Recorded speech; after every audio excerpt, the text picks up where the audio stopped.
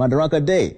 It's a virtual celebration, all right? But from that statement from the president, constitutional review is coming up. Let me give you a quick reminder of what the BBI looks like, all right? Because they mentioned that part of it may be coming from this. There were 9 key agendas. Number 1, lack of national ethos. Number 2, responsibilities and rights. Number 3, ethnic antagonism and competition. Number 4, divisive elections. And we still have more. Number 5, inclusivity. 6, shared prosperity. 7, corruption. 8, devolution. And 9, safety and security. But we're going to focus more on just 2 of them, really, inclusivity and electoral reforms. So today, President Uhuru Kenyatta sent the clearest signal that a constitutional review process is imminent. The president saying a change to the constitution will bring an end to the highly charged political acrimony punctuated with violence and loss of lives. Kenyatta indicating it was time to amend the 2010 constitution and correct what was not working for the nation. Presiding over the 57th Madaraka Day celebrations at State House, Nairobi, President Uhuru Kenyatta was clinical on the constitutional review process. His Excellency, the President, will now waive it to all of us. The President saying it was time to audit and review the 2010 Constitution. I am already discerning a constitutional moment, and I want to be clear, not a moment to replace the 2010 Constitution, but one to improve on it. A moment that will right what we didn't get correct in 2010.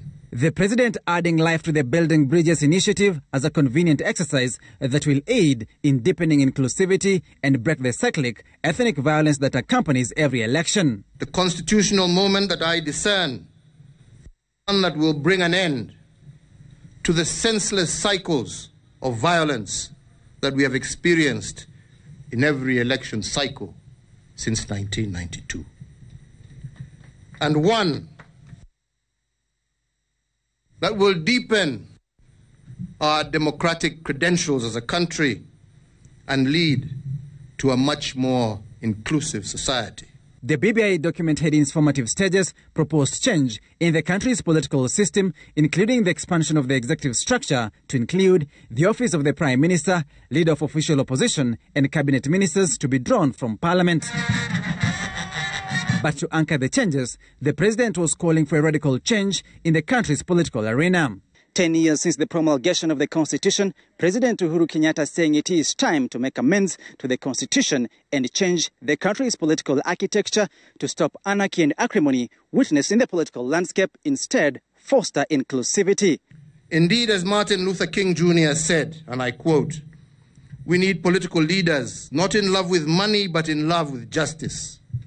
Not in love with publicity, but in love with humanity." With indications that the constitutional review push could be through Parliament, both the Jubilee Coalition and the opposition outfit NASA are on overdrive to effect leadership changes in the National Assembly and the Senate, a purge that has seen perceived renegade MPs replaced by party loyalists to steer the constitutional review process through when it comes to Parliament.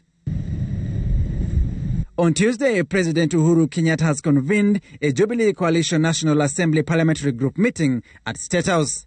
A meeting likely to effect radical changes to its party legislative leadership ahead of the House resumption.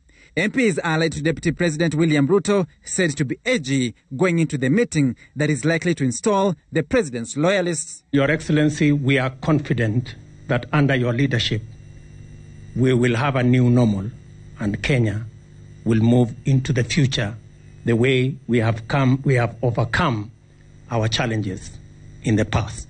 The realignment in the National Assembly and the Senate perceived to be laying the groundwork for the BBI-aided constitutional review process, with the President and the ODM party leader Raila Odinga working to marshal numbers necessary to see through the changes. Sam Ogina, Citizen TV, Nairobi.